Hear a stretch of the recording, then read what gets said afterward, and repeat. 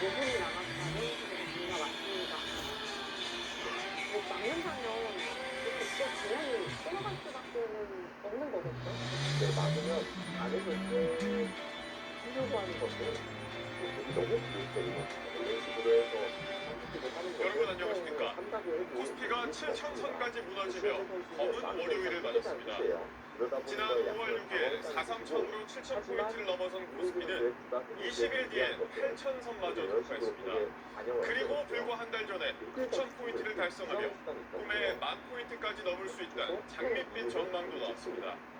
하지만 잊을만 하면 나오는 반도체 고점론 속에 삼성전자와 SK하이닉스 레버리지 ETF가 변동성을 키우면서 이달 초 8,000선을 내준 데 이어 오늘 6,800대까지 추락했습니다.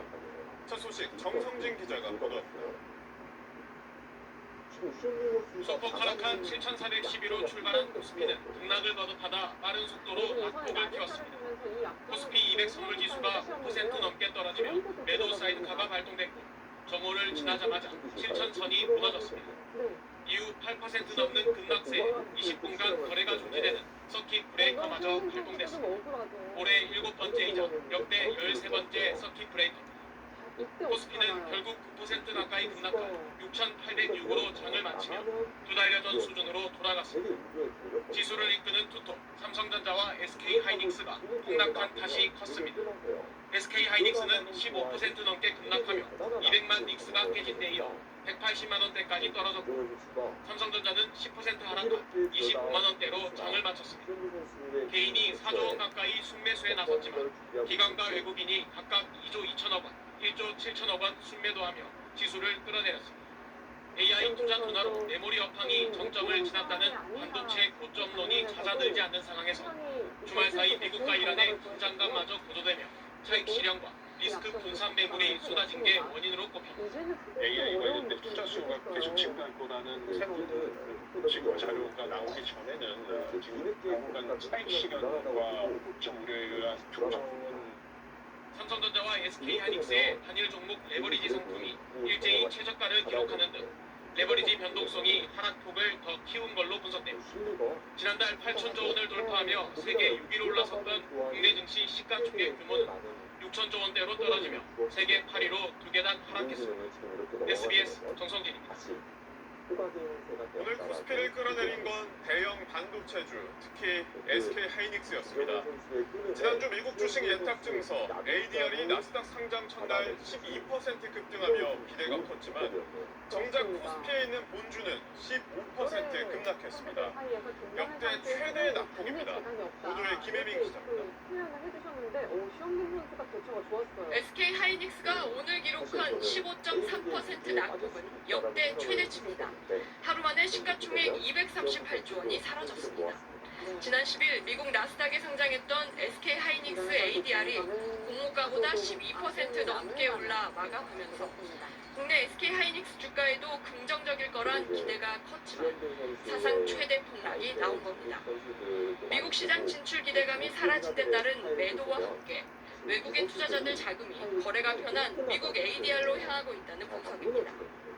다만 상장 초기인데다 중동 갈등 격화라는 외부 변수 등으로 ADR 효과를 따지기는 아직 이른 것으로 보입니다. ADR 상승은 오늘하고는 큰 관련성이 없어 보입니다. 미국 하이닉스 ADR 가격이 생각보다 하락을 적게 하거나 아니면 오르는 모습을 보여주면 내일 이제 본주에 긍정적인 영향을 미칠 걸로 예상을 합니다. ADR 상장의 효과가 불분명한 가운데 또다시 반도체 고점론이 불거지며 투자 심리가 얼어붙었습니다. 한국투자증권은 보고서에서 SK하이닉스의 2분기 영업이익을 시장 평균 전망치인 65조 원보다 8% 낮은 60조 원대로 전망했습니다. 삼성전자는 물론 일본의 시가총액 1위 메모리 기업 키옥시아도 13% 넘게 떨어졌고 미국의 마이크론과 SK하이닉스 ADR 역시 장외 시장에서 하락세를 보이고 있습니다. 고점론으로 급락하는 일이 낮아지고 있지만 증권가에선 여전히 메모리 수요가 견조할 것이란 의견이 우세한 편입니다. 9월 초 전후로 우리나라 메모리 업체들이 고객들에 대한 수요 조사를 해요. 작년에 이제 그걸 조사하면서 수요가 엄청나게 몰릴 걸 확인하면서 랠리가 이제 시작이 된 거거든요. 올해도 똑같은 걸 예정이 되어 있죠. 이번 주 TSMC와 반도체 장비 기업 ASML을 시작으로 이달 말 알파벳과 메타 등 미국 빅테크 기업들의 실적 발표가 예정돼 있어 이들 기업의 말 한마디에 따라 큰 변동성이 예상됩니다. 손을 찡그렸어요. 경제부 김혜민 기자와 이야기 이어가겠습니다. 김 기자 먼저 주말 동안 SK 하이닉스나 삼성전자에 나쁜 일이 있었던 것도 아닌데 오늘 폭락이 조금 충격적입니다. 앞으로는 어떻게 되는 건가요? 네, 얼마 전까지만 해도 이 코스피가 10,000포인트까지 간다 이런 분석이 굉장히 많았죠. 그런데 요즘 이 삼성전자와 SK 하이닉스에 대해선 이 목표 주가를 낮추는 증권사들이 속속 나오고 있습니다. 네. 지난 8일 BNK 투자증권에서는요, SK 하이닉스 목표 주가를 185만 원으로 내놨고요. 또 키움증권은 삼성전자 목표가를 기존 43만 원에서 39만 원까지 낮췄습니다. 제가 이 증시 취재를 위해서 하루에도 여러 명의 전문가들을 직접 만나고 의견을 물어보는데요. 네. 이 삼성전자가 역대 최고 실적에도 이 당일 주가는 폭락하기도 했고요. 또 작은 소식에도 코스피가 큰 변동성을 보이기도 했잖아요. 그래서 메모리 수요가 견조하다 해도 이 미래 성장성에 대한 기대가 어떻게 반영되냐에 따라 이 주가는 요동칠 수 있다 보니 이제는 이 단기 예측 더 이상 쉽게 못하겠다 이렇게 말하는 전문가들도 나오고 있습니다. 이 사실 주가가 오르고 내리는 건 뭐 당연한 건데 최근 이 변동폭은 좀 비정상적이다 이런 생각이 드는데요. 특히 주범으로 꼽히는 레버리지 ETF에 대한 개선안을 준비 중이라고요. 네, 단일 종목 2배 레버리지 ETF 지난해 말 사실 준비가 됐습니다. 이때는요 원달러 환율이 치솟는 상황에서 이 국내로 투자금을 유도하기 위해서 추진이 됐는데요. 당시 지금처럼 증시 변동폭이 크지 않았고 또 이 환율 안정에도 어느 정도 도움이 될 거란 기대가 있었습니다. 삼성전자와 SK 하이닉스 이 두 종목이 시가총액 절반이 훌쩍 넘는 지금의 이 상황에서는 예상했던 효과는 없고 또 변동폭이 더 커지면서 증시 전체가 흔들리고 있는 모양새입니다. 예. 오늘 반도체주 폭락으로 이 단일 종목 레버리지 ETF도 14종목 모두 신저가를 기록했는데요. 이 하이닉스의 경우 최고점 대비 66% 넘게 빠진 상품도 있고요. 삼성전자 역시 60% 넘게 떨어지기도 했습니다. 이 변동성이 커지고 개인들도 이미 레버리지 투자로 큰 손실을 입은 상황이라 이 금융당국이 대책을 준비하고 있습니다. 시장 안팎에선 현재 1,000만 원인 레버리지 투자 예탁금을 더 올리거나 또 위험 상품 투자 비율을 제한하고 교육을 강화하는 식의 대안이 나올 거라고 예상하고 있습니다. 네. 오늘 이찬진 금융감독원장은요 자산운용사 CEO들을 불러서 간담회를 열고 이 ETF에 대한 정확한 정보 제공과 또 과장 광고 자정 등을 강조하기도 했습니다. 네, 김혜민 기자 잘 들었습니다. 오늘도 전국이 펄펄 끓었습니다. 특히 대구의 낮 기온은 37.7도로 전국에서 가장 높았습니다. 저희 취재진이 대구 도심에서 직접 온도를 재보니 40도를 훌쩍 넘기도 했습니다. TBC 박가영 기자입니다.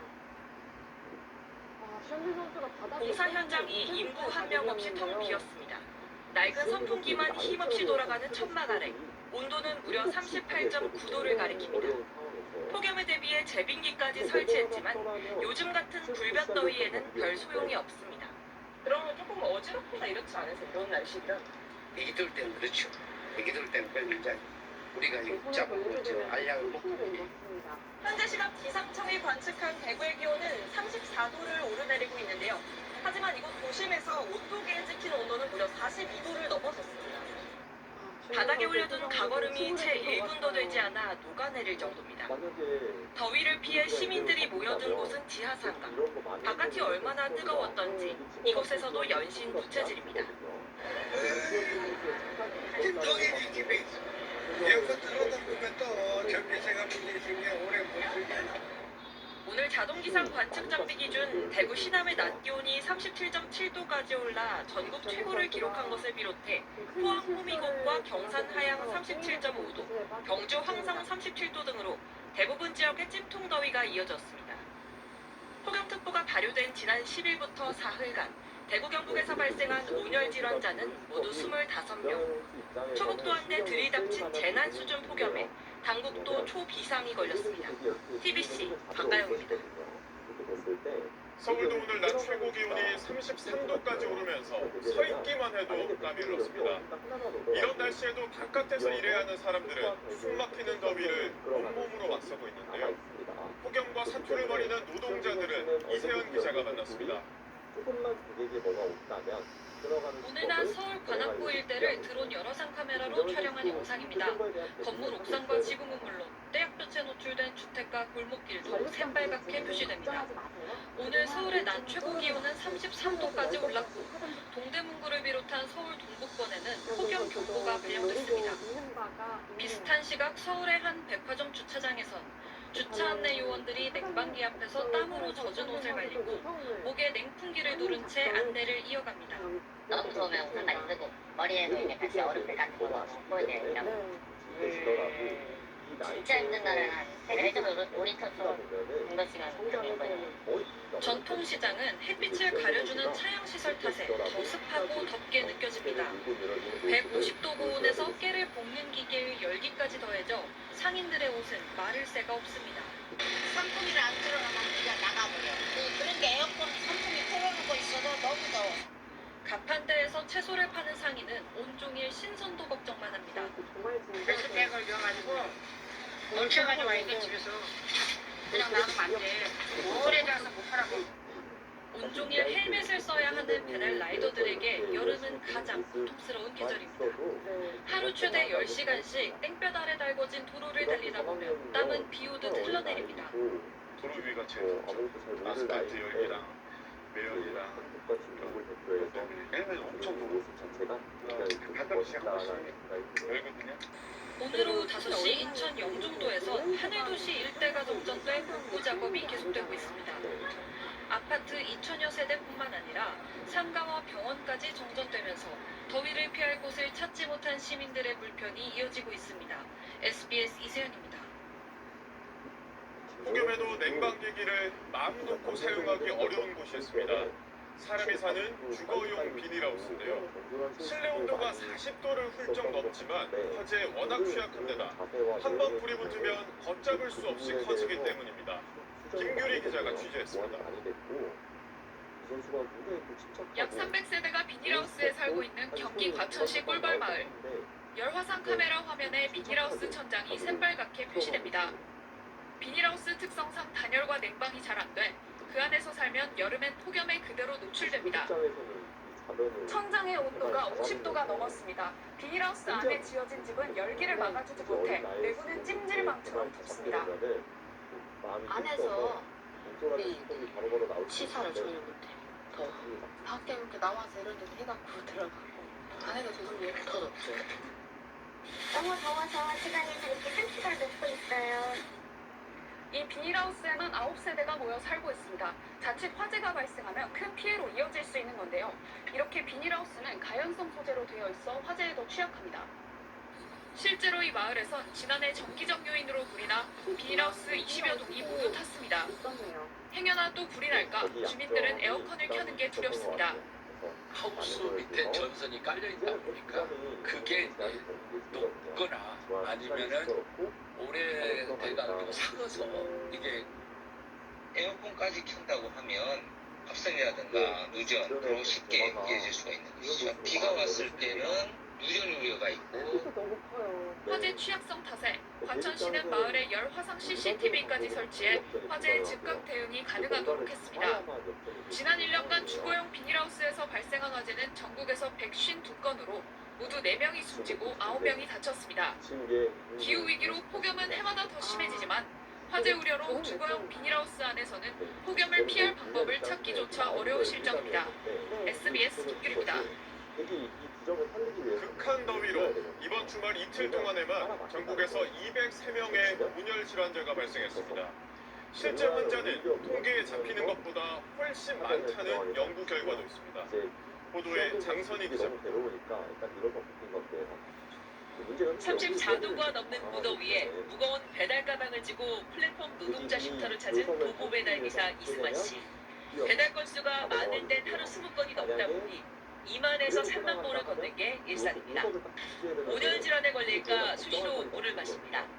계단 올라가거나 그럴 때도 너무 힘들고 내려오면 또 땀이 한 등까지 차니까 가방까지 차고 그러면 너무 습하고 그리고 찝찝하고 하면은 조금 여기 와서 또 쉬고 고령자가 밀집한 쪽방촌에는 도움의 발길이 바빠졌습니다. 그러니까 평상시에는 보통 그냥 하루에 2번 거의 의무적으로 와서 마을 순찰을 해요. 온열 질환이 많이 발생하다 보니까 여름에는 야간 근로자 계시는 분까지 한 6번 정도. 어제와 그제 이틀 동안 병원을 찾은 온열 질환자는 203명. 지난 5월 15일 이후 전체 온열 질환자 741명의 4분의 1이 넘는 환자가 이틀 만에 발생한 겁니다. 작년 같은 경우에는 적어도 7월 말 8월 초쯤 돼야 간혹 있었는데 며칠 전에 건설 현장에서 일하시는 분의 그 케이스가 온열 질환 케이스가 하나 있었습니다. 시작은 조금 빠른 편입니다. 질병관리청은 지금까지 온열 질환 사망자가 2명이라고 밝혔습니다. 하지만 폭염 중대 경보 발령 기준인 체감온도 38도 이상에선 심혈관 질환에 따른 사망 위험이 1.14배 증가하는 만큼 응급실에서 집계된 통계는 전체 폭염 사망자의 일부일 뿐이라는 게 학계의 분석입니다.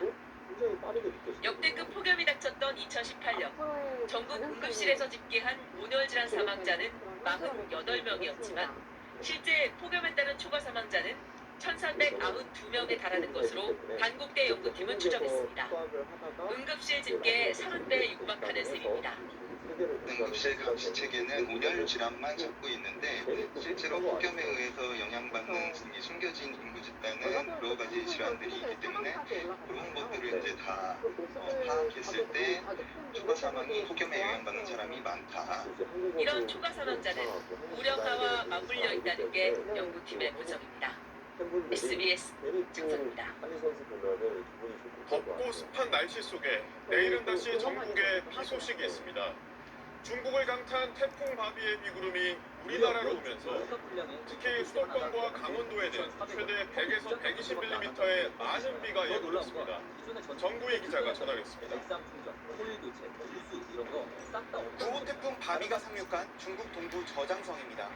몰아치는 비바람에 가로수가 뿌리채 뽑혀 도로를 덮쳤습니다. 도심 곳곳이 물에 잠겼고 구조대원들이 보트로 고립된 주민들을 구출합니다. 이번 태풍의 영향으로 중국에서 약 240만 명이 대피했고 2,800여 편 이상의 항공편이 결항됐습니다. 우리 기상청은 태풍 바비가 오늘 오후 3시 중국 내륙에서 소멸해 열대 저압부로 약화됐다고 밝혔습니다. 문제는 이 열대 저압부가 우리나라로 향한다는 겁니다. 태풍 바비는 지난 2일 태평양 먼 바다에서 발생해 한때 최고 등급인 5등급까지 세력을 키우며 슈퍼 태풍으로 발달했습니다. 타이완 북쪽을 지나면서 타이완에서만 100여 명의 부상자가 발생했습니다. 그리고 중국 동부에 상륙한 건데 적외선으로 촬영한 태풍의 영상을 보면 태풍의 눈까지 선명했던 바비의 소용돌이 구조가 지금은 완전히 무너지면서 보시는 것처럼 구름덩어리만 남아있는 모습이 확인됩니다. 열대 소용돌이 중심 근처에서 최대 풍속이 초속 17m가 넘을 때는 태풍이라고 불리지만 지금은 초속 17m 이하로 바람이 약해졌기 때문에 열대 저압부라고 부릅니다. 태풍보다는 약하지만 많은 비를 머금고 있는데 이 열대 저압부가 산둥반도를 거쳐서 내일 북한 평양 쪽을 지날 것으로 예측이 됐습니다. 이에 따라 북한과 가까운 경기 북부에는 내일부터 모레까지 최대 120mm, 강원 북부에 최대 100mm, 서울에도 30에서 100mm의 비가 예보됐습니다. 이번 비는 내일 오전 수도권부터 시작해 전국으로 확대됩니다. 특히 내일 밤에는 시간당 20에서 50mm의 세찬 장대비가 예상되고 초속 15m의 돌풍이 부는 곳이 있겠습니다. 비가 그친 뒤에 체감온도 30도를 웃도는 더위가 계속될 전망입니다. 아직 장마가 끝난 건 아니어서 폭염과 폭우가 번갈아 나타날 수 있습니다. SBS 정구입니다. 쳐다보세요. 선수가 자신감이 확실히 있는 것 같아요. 광주 여고생 살해범 장윤기가 사건 발생 2달 만에 법정에서 성범죄 목적으로 살인을 저질렀다고 처음 시인했습니다. 그동안 혐의를 부인해오던 장 씨는 화재를 개선한 범행 CCTV 영상 등이 제시되자 결국 혐의를 인정했습니다. 유족 측은 엄벌을 거듭 촉구했습니다. 임지연 기자의 보도입니다. 광주지법에서 열린 여고생 살인 사건 두 번째 공판. 이번 재판의 핵심은 장윤기가 성폭행 목적의 범행을 인정하느냐 여부였습니다. 재판이 시작하자 장윤기 변호인은 강간살인 혐의로 기소한 검찰의 공소 사실을 모두 인정한다고 밝혔습니다. 장윤기도 변호인 의견에 동의하는지 확인하는 재판부 질문에 네라고 짧게 답했습니다. 장윤기가 강간살인 혐의를 인정한 건 지난 5월 범행 이후 처음입니다. 앞서 장윤기는 성폭행 목적의 범행을 부인하면서 억울하다는 취지의 자필 의견서를 법원에 냈고 지난달 22일 첫 공판에선 공소 사실에 대한 입장 표명을 미뤘습니다. 하지만 검찰은 보안 수사 과정에서 범행 당시 상황을 찍은 차량 블랙박스 영상의 화질을 개선했고 차량 뒷문을 열어놨던 장윤기가 고 이채원 양을 제압해 끌고 가려는 모습을 특정했습니다. 장윤기는 첫 재판 후 이 영상을 변호인과 확인한 뒤 범행 목적을 인정했습니다. 검찰은 오늘 공판에서 케이블 타이가 발견됐는데도 경찰이 뒤늦게 보낸 장윤기 차량의 감식 영상과 훼손된 리얼돌에 대한 과학수사 보고서 등을 추가 증거로 신청했습니다. 유족 측은 재판 직전 기자회견을 열고 엄벌을 촉구했습니다. 박만한 기자에게 법이 줄 수 있는 가장 무거운 형벌, 법정 최고인이 사형을 선고해 주십시오. 또 장윤기가 뒷생각 없이 피해자를 해쳐 수많은 분께 영향을 미치고 일상의 한 조각을 앗아갔다라고 쓴 법원 제출 반성문 내용 등을 거론하며 전혀 반성하지 않고 있다고 질타했습니다. 진심 어린 반성을 했다. 그런 걸 통해서 이제 양형을 낮추고자 하는 의도였을 것으로 보이는데 전형적으로 전략적으로 그러한 방법을 선택했다고 생각하고 오는 27일 열릴 3차 공판에는 유족과 장윤기의 지인 등에 대한 증인 신문이 진행될 예정입니다. SBS 임지연입니다. 경찰 수사팀은 그동안 정황 증거만으로는 강간살인죄를 적용하기 어렵다고 판단했다며 봐주기 수사 의혹을 부인해왔습니다. 하지만 장윤기 스스로 성범죄 목적의 범행을 인정하면서 부실 수사에 대한 징계나 형사처벌이 불가피해졌습니다. 이어서 안희재 기자가 보도합니다. 경찰 특별수사단은 오늘 광주 광산서 여성 청소년과 관계자 등 7명을 불러 조사했습니다. 장윤기 사건 수사 당시 외국인 여성을 상대로 한 스토킹과 성폭행 정황을 포착하고도 여고생 살해에 대해선 왜 성적 목적이 없다고 보고 일반 살인죄를 적용한 건지 그 이유를 집중 추궁한 겁니다. 이미 구속된 광산서 수사팀장 A 경감 소환 조사도 나흘째 이어졌습니다. 무기징역 이상 선고만 가능한 강간 살인죄보다 더 가벼운 살인죄 처벌을 유도한 것 아니냐는 의혹이 핵심 규명 대상입니다. 장윤기 차량에서 케이블 타이를 발견했지만 그냥 두라는 지시가 있었다거나 수사팀 안에서도 강간 살인죄를 적용하자는 의견이 나왔다는 의혹에 대해 A 경감은 그동안 장윤기가 입을 다문 상황에서 정황 증거만으론 강간 살인죄를 적용하기 어렵다고 판단했다고 해명한 걸로 전해졌습니다. 검거와 범행도구 수색 등에 주력한 초동 수사 과정에서 성적 목적을 알아내긴 쉽지 않다는 광주경찰청 측 설명도 뒤따랐습니다. 하지만 장윤기가 법정에서 강간살인죄 혐의를 인정하면서 경찰 해명은 설득력을 잃게 됐습니다. 초동 수사 과정에서 성범죄 의도를 밝혀내지 못했다는 점에서 부실 수사가 사실로 확인된 셈입니다. 광주 광산서 수사팀에 대한 징계나 처벌이 불가피하다는 평가가 나오는 이유입니다. 경찰 내부에서도 리얼돌 등 성범죄 의도를 입증할 증거 역시 이미 발견했던 것 아니냐며 최소한 부실하게 수사했다는 비판은 불가피하다는 지적이 나왔습니다. 부실 수사 의혹을 수사 중인 경찰 특별수사단은 구속 시한이 다가온 수사팀장 A 경감을 검찰에 넘긴 뒤에도 지휘부 개입 의혹 수사는 계속 이어갈 방침입니다. SBS 입니다. 보신 것처럼 이번 사건은 경찰 수사의 빈틈을 검찰의 보안 수사로 채워 진실을 밝혀낸 대표적인 사례입니다. 오늘 여성폭력 피해자 지원 단체들이 공동 기자회견을 열고 보안 수사권 완전 폐지에 반대한다는 입장을 분명히 했습니다.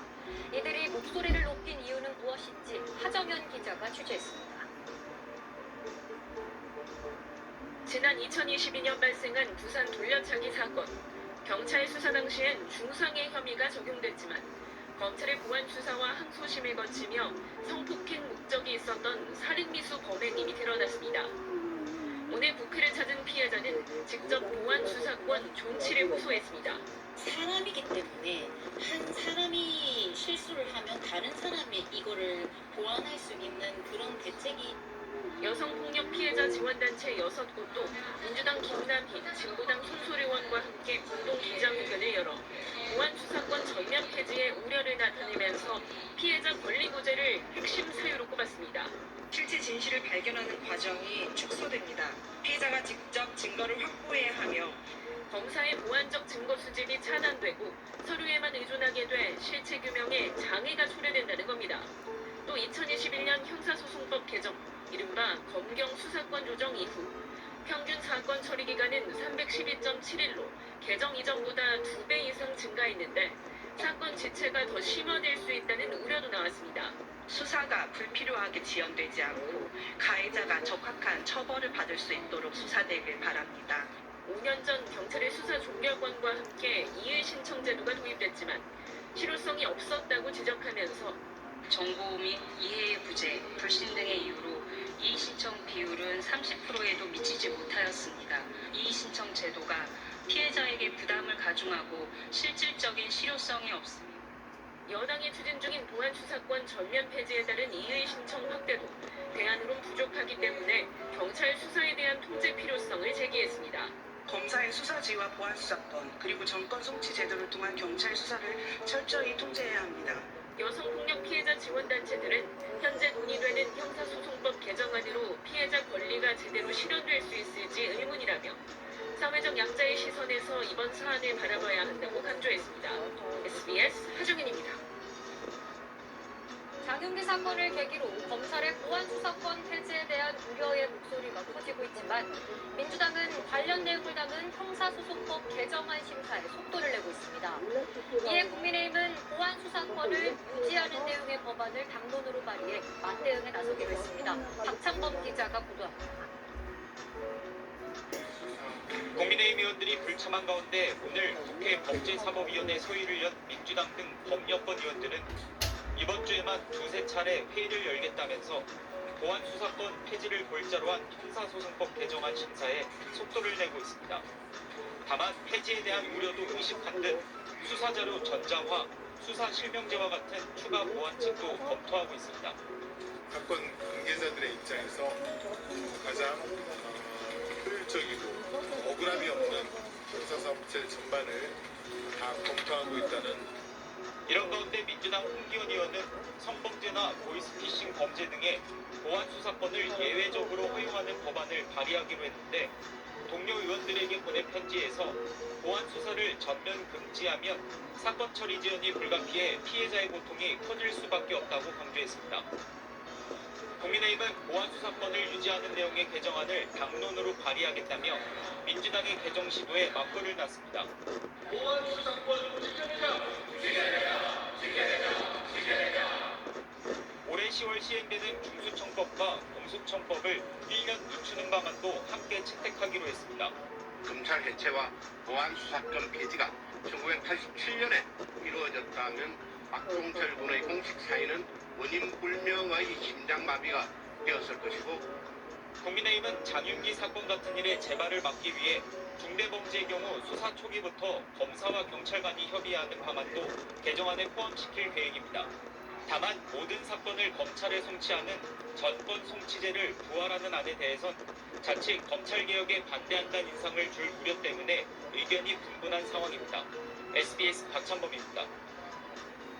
파산 위기에 빠진 홈플러스가 전국의 매장 영업을 중단했습니다. 더 이상 운영할 돈조차 남지 않았다는 겁니다. 갑작스러운 휴업 통보에 주민들과 입점업체들은 당혹감을 감추지 못했습니다. 홍영재 기자입니다. 홈플러스 마트 출입구에 임시 휴업을 알리는 안내문이 걸렸습니다. 식료품을 가득 실어야 할 쇼핑카트들은 계산대 앞을 차단하는 바리케이트가 됐고, 불 꺼진 마트 내부의 진열대는 텅 비었습니다.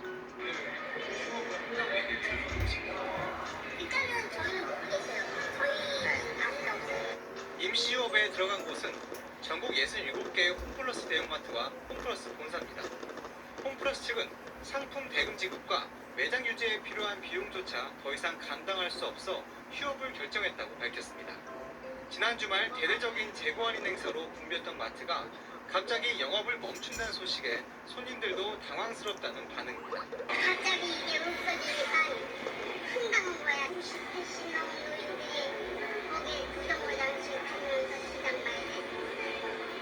근데 이런 게 없어지면 안 되지. 입점업체들도 휴업 사실을 미리 듣지 못했습니다. 몇 달치 밀린 판매 대금은 물론 앞으로 영업을 어떻게 해야 할지 걱정입니다. 그런 얘기 절대 안 했어. 아침에 와서 하셨어요. 깜짝 판매 제품도 주는 줄 알았어. 못 받은 4월달까지 받았어. 일터를 잃을 위기에 있는 12,000여 명 홈플러스 노동자들의 불안감은 더 커졌습니다. 노동자들의 일터가 하루아침에 폐쇄되고 입점업주와 협력업체 노동자 10만 명의 생계가 벼랑 끝에 내몰렸다. 부족한 운영자금 2천억 원의 마련 방안을 두고 대주주 MBK 파트너스와 최대 채권자 메리츠 그룹의 입장은 여전히 평행선을 달리고 있습니다.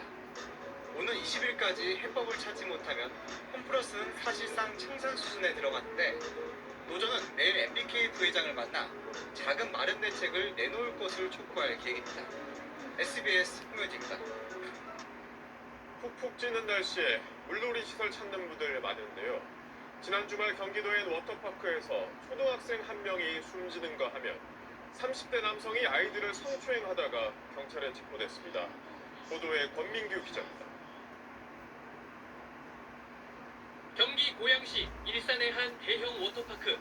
그제 낮 12시 10분쯤 초등학생 A양이 물에 빠져있다 119 신고가 접수됐습니다. 태권도장에서 50여 명이 단체로 물놀이를 왔다가 벌어진 사고였습니다.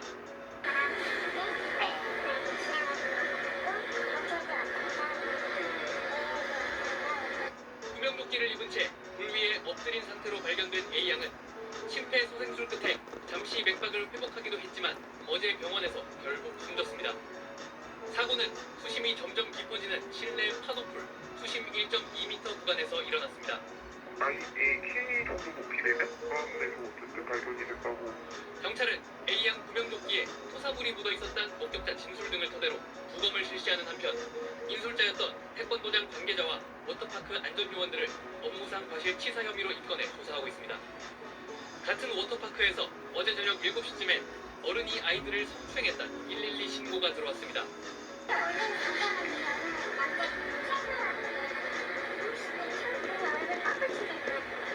현장에 출동한 경찰이 30대 남성을 현행범으로 체포했고 확인된 피해 아동은 3명입니다. 경찰은 이 남성에 대해 성폭력 특례법상 미성년자 강제 추행 혐의로 구속영장 신청을 검토하고 있습니다. SBS 권민규입니다. 태국 방콕의 술집에서 대형 화재 참사가 발생했습니다. 많은 손님들이 비상구를 찾지 못하고 안에 갇히면서 최소 27명이 숨지고 60명 넘게 다쳤습니다. 김민표 기자가 보도합니다. 폭발과 동시에 거대한 불길이 맹렬한 기세로 건물 밖으로 뿜어져 나옵니다.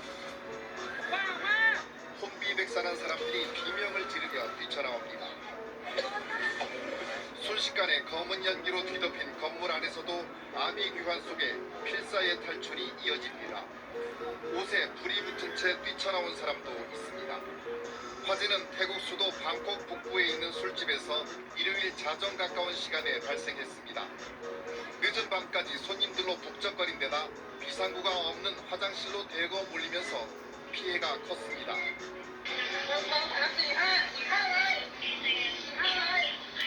사망자 27명의 상당수가 화장실에서 발견됐습니다.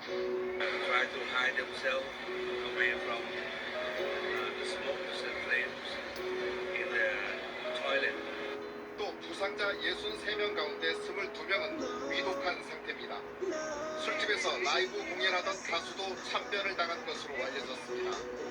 ด้วยอยู่บนเวทีอะค่ะแล้วมันบางคนมันก็ติดพวกเครื่องดนตรีอะไรเงี้ยค่ะมันก็ออกยากอย่างเงี้ย 희생자 신원이 모두 파악되지 않아 한국인 인명피해 여부는 확인되지 않았습니다. 술집에 4개의 비상구가 있었지만 테이블과 의자들로 막히거나 아예 잠겨 있었다는 의혹이 제기돼 당국이 수사하고 있습니다.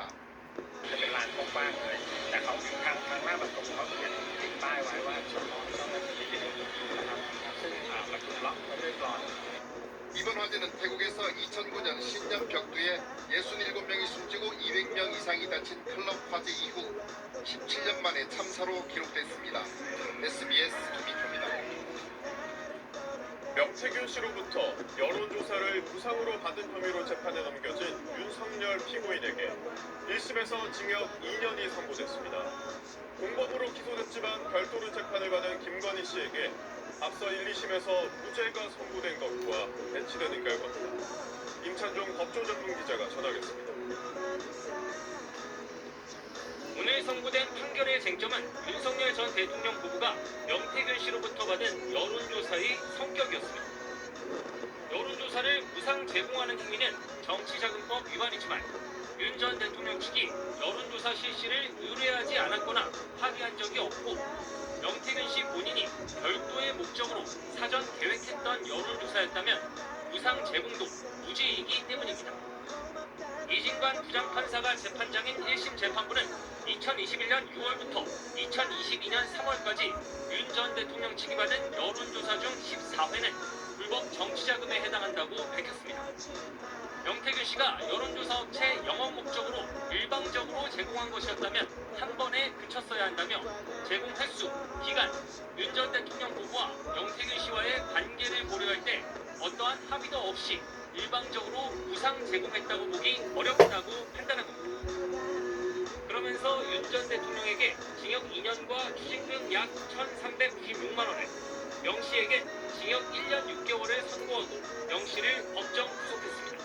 피고인 윤석열의 행위는 정치에 대한 불신을 가중시켜 민주정치의 건전한 발전에 대한 국민의 기대를 제외하는 심각한 결과를 초래한 것으로 분양할 가능성이 있습니다. 이번 판결은 윤 전 대통령과 공범 혐의로 재판에 넘겨진 김건희 씨의 재판 결과와 배치됩니다.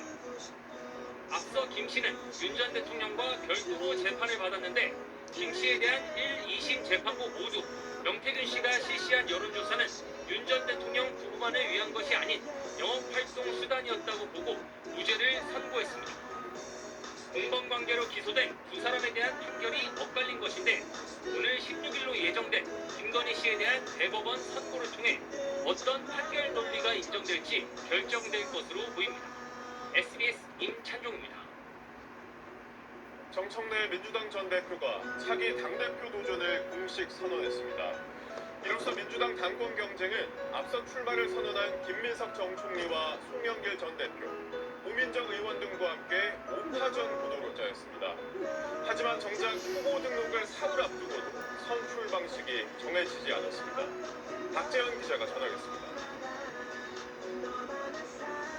민주당 8.17 전당대회 후보 등록을 사흘 앞두고 낼 정청래 민주당 전 대표가 당대표 연임 도전을 공식 선언했습니다. 대표 재임 시절 당청 갈등이 있었다는 지적을 의식한 듯 이재명 대통령을 31번 언급하며 원팀을 강조했고 이재명 대통령을 끝까지 지킬 사람은 저 정청래라고 확신합니다. 보안수사권 전면 폐지 등 검찰개혁 완수를 강조하면서 당권 경쟁자인 김민석 전 총리를 겨냥한 발언도 내놨습니다. 한 번도 탈당하지 않고 한 번도 배신하지 않고 제가 그래도 다른 분들보다는 차별성과 경쟁력이 있지 않을까. 이미 당권 도전을 선언한 김 전 총리와 송영길 전 대표는 나란히 정 전 대표에게 날을 세웠습니다. 당연히 어떤 때든 들리지. 어떤 노선으로 가면 잘못되는지 다 아시죠? 저는 지금 별로 고민 없습니다. 1년 만에 집권 여당의 대표와 대통령이 싸우는 영천대전이 물론 일면 기사나 이런 일이 있을 수가 있습니다. 하지만 당대표 선거에서 과반 득표자가 없을 경우 당선자 확정 방식을 선호 투표제로 할지를 둘러싸고 찬성하는 친명계와 반대하는 친청계의 대립이 여전합니다. 어젯밤에도 지도부 회의를 열었지만 합의가 불발됐고 이견이 여전해 오늘 회의마저 취소되자 비판의 목소리도 나왔습니다. 국민들 입장에서는 한마도 중요하지 않습니다. 어떻게 하든지 간에. 민주당 지도부는 후보 등록 시작 전날인 올해까지 경선 방식 논의를 마치겠다는 방침입니다. SBS 박재현입니다. 미국과 이란이 일주일 새 상호 공습을 4차례나 주고받았습니다. 호르무즈 해협 통제권을 둘러싼 갈등이 결국 휴전 붕괴로 이어지고 있는 건데 뚜렷한 돌파구가 보이지 않아 앞으로가 더 문제입니다. 박원경 기자입니다. 이러한 현지 시간 13일 자정, 미국은 이란 내 목표물 수십 개를 겨냥해 전투기와 공격용 드론 등으로 정밀 타격에 나섰습니다. 호르무즈 연안은 물론 중부 내륙 혼다부 등 사실상 이란 전역으로 공격 범위를 넓혔습니다. 이란도 미군 기지가 있는 바레인과 요르단, 중재국 카타르, 최근에 공격하지 않았던 아랍에미리트까지 보복 공격을 확대했습니다. 양측은 최근 일주일 사이 4번이나 공습을 주고받았습니다. 호르무즈 해협 통제권을 둘러싼 인식차가 갈등의 원인입니다. 지난 17일 서명한 양해각서 5조는 이란이 상업용 선박에 호르무즈 해협 안전 통항을 위해 최선을 다한다는 내용 등을 담고 있습니다. 이란은 미국이 이란의 해협 통제권을 인정한 거라고 주장하고 있습니다. هم متن فارسی و هم متن انگلیسی خودتون قضاوت بکنید که آیا اساساً این بند تفسیر بردار هست؟ 반면 미국은 양해각서 5조의 방점은 안전한 통행에 있다며 통제권을 내세워 상선을 공격하는 이란을 용납할 수 없다는 입장입니다. They hit a couple of ships, and so we hit them much harder. When they hit, we hit 10 times harder. 하지만 이란 지도부에선 수십 개 핵폭탄보다 호르무즈 해협이 더 중요하다는 발언까지 나왔습니다. 이란 혁명수비대가 해협 폐쇄를 선언하며 호르무즈 통제권을 놓지 않겠다는 뜻을 분명히 하자 국제유가는 다시 오름세로 돌아섰습니다. 기름값이 또 오르면 11월 중간선거에서 직격탄을 맞을 수밖에 없는 트럼프 대통령도 물러설 수 없는 입장입니다. 60일 휴전 합의는 이미 깨졌고 향후 협상 여부도 불투명해지면서 중동 평화와 세계 경제에 다시 먹구름이 끼고 있습니다. SBS 박원경입니다. 이재명 대통령이 반도체 호황으로 늘어날 것으로 예상되는 추가 세수로 미래 대응기금을 만들어 전략적 투자 재원으로 활용하겠다고 밝혔습니다. 정부는 내년 800조 원이 넘는 역대 최대 규모의 총지출을 예고했습니다. 박예린 기자가 보도합니다. 오늘 국가재정 전략회의를 주재한 이재명 대통령은 반도체 대호황에 따라 예상되는 대규모 추가 세수를 전략적 투자 재원으로 활용하겠다며 미래 대응기금 신설을 공식화했습니다. 미래 대응기금을 신설하여 미래, 청년, 지방, 교육 등 국가의 미래를 좌우할 이 4대 분야에 집중 투자하고 반도체, AI 데이터 센터, 피지컬 AI 등 3대 메가 프로젝트에 대한 정부의 집중 지원도 함께 약속했습니다. 전력, 용수의 안정적 공급은 기본이고 정주 여건 구축과 혁신 기반까지 갖춰서 대한민국의 새로운 성장 거점들을 만들어낼 것입니다. 박홍근 기획예산처 장관은 회의에서 내년 국세 수입이 당초 전망 412조 원을 넘어 500조 원 이상, 사상 최대 세수가 예상된다며 역대 최대 규모의 총지출 편성 등 내년도 재정 운용 방안도 제시했습니다. 2027년도 총 지출은 2026년도 본예산 대비 10% 이상 늘어난 800조 원 플러스 알파 역대 최대 규모로 편성하겠습니다. 회의에선 반도체 단지와 AI 데이터 센터 등을 위한 전력 수급 방안 논의도 이루어졌는데 김성환 기후에너지 환경부 장관은 국민 의견 수렴을 거친 뒤 신규 원전과 소형 모듈 원자로 도입 여부를 결정하고 이를 제12차 전력 수급 기본 계획에 반영하겠다고 밝혀 추가 원전 검토를 공식화했습니다.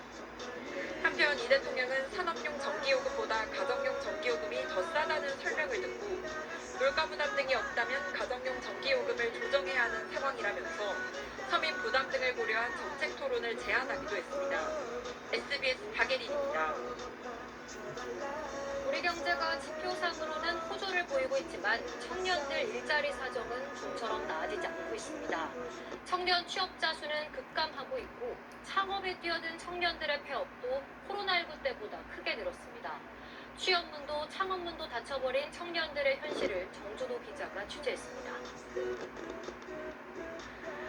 디자인 대학원을 졸업한 A씨. 잘 풀리지 않던 취업을 뒤로하고 지난 2023년 경기 안산에 브런치 카페를 열었습니다. 출발은 순조로웠지만 갈수록 손님은 줄었고 치솟는 인건비 등을 감당하기 어려워 결국 지난해 4월 1년 반 만에 문을 닫았습니다. 6천만 원의 빚만 남았습니다. 식자재값도 제가 처음에 시작했을 때랑 비교해서 너무 많이 올랐어요. 체험을 했을 때는 제 기대 매출보다 20% 정도밖에 안 나왔어요. 창업 경험을 살려 식품업계 취업문을 두드렸지만 이마저도 쉽지 않았습니다. 새로 뽑으려고 하지도 않고 회사에 들어가기에도 제 경력은 사유 쓰잘데기 없는 경력이라고 생각을 하니까 취업난을 겪는 청년들에게 창업은 또 다른 기회로 꼽힙니다. 하지만 부족한 경험과 빈약한 자본에 내수 부진 등이 겹치면서 지난해 30대 이하 폐업자 수는 코로나19가 한창이던 4년 전보다도 12% 늘었습니다. 폐업률은 전체 평균보다 6%포인트 더 높습니다. 여기에 고용시장까지 갈수록 얼어붙고 있다는 게 문제입니다. 불안해서 이렇게 가다가는 내년에도 못하면은 그냥 2, 3년 밀려버리면 불백기나 생기니까. 지난 5월 청년 취업자 수는 5년 4개월 만에 가장 큰 폭으로 줄었습니다. 스스로 수영 능력을 형성하는 기간이 지연되고 미래의 어떤 커리어 형성을 해주는 그런 경력자나 문제들이 덜 뒷받침된다는. 청년 경제활동의 두 축인 취업과 창업이 동시에 무너지는 상황. 경제는 물론 사회 전반의 활력이 떨어지기까지 남은 시간이 많지 않다는 위기감이 커지고 있습니다. SBS 정준호입니다. 세무 불이행 선언에 이어 회생 관련 절차를 밟고 있는 JTBC 사태와 관련해 중앙그룹 채권 투자자들이 오늘 기자회견을 열고 JTBC는 회사채 발행 이전부터 사실상 완전 자본 잠식 상태였다고 주장했습니다. 채권 피해자 공동 변호인단은 개인 투자자들은 피해를 보고 JTBC와 채권 발행 금융기관 등은 상당한 이익을 얻었다며 금융감독원에 검사를 촉구하는 의견서를 제출했습니다.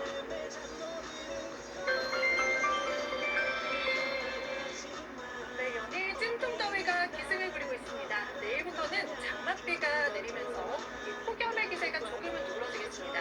자, 지금 중국 쪽에 이 태풍 바비에서 역파된 열대 저하구가 보이시죠? 이 저기압이 내일 북태평양 고기압 가장자리를 따라 북한 쪽을 지나면서 내일과 모레 전국에 장맛비가 내리겠습니다.